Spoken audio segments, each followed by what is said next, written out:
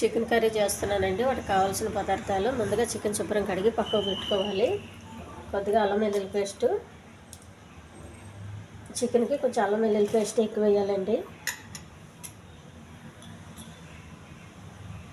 కొంచెం గరం మసాలా,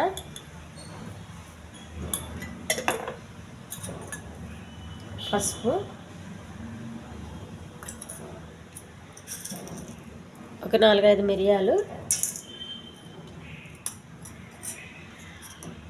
కొంచెం కారం.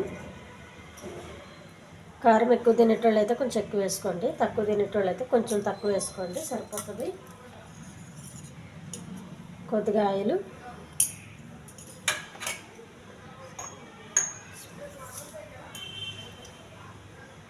కొద్దిగా ఉప్పు.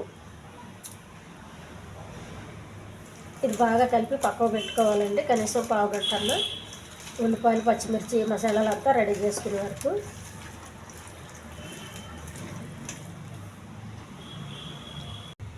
చికెన్ బాగా కలిపి పక్కకు పెట్టేయాలండి.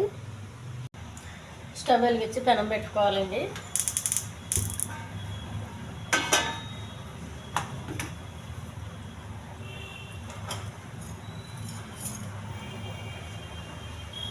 కొద్దిగా ఆయిల్, చికెన్ సరిపడగా.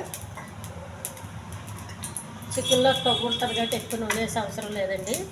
చికెన్ అనగానే ఎక్కువ వేయాలని ఏమీ లేదు. కరివేపాకు,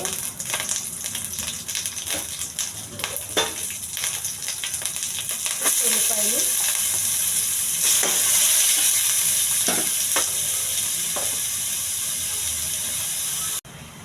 మసాలా పట్టించిన చికెన్ అండి.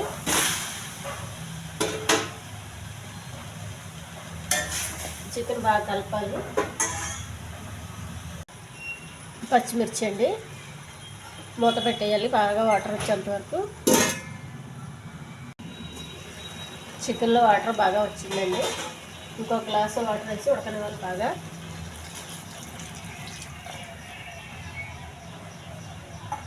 మళ్ళీ మూత పెట్టేయాలి. చికెన్ పులుసు రెడీ అయిపోయిందండి. 2 బిర్యానీ ఆకులు, కొంచెం టమాటా చిన్న ముక్కలు కోసుకుని వేసుకోవాలి.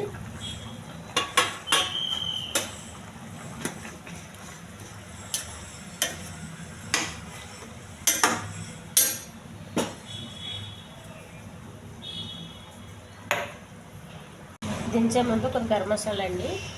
ఈ ఛానల్ నచ్చితే సబ్స్క్రైబ్ చేయండి, షేర్ చేయండి, లైక్ చేయండి, కామెంట్ చేయండి. కొత్తిమీర అండి కొంచెం.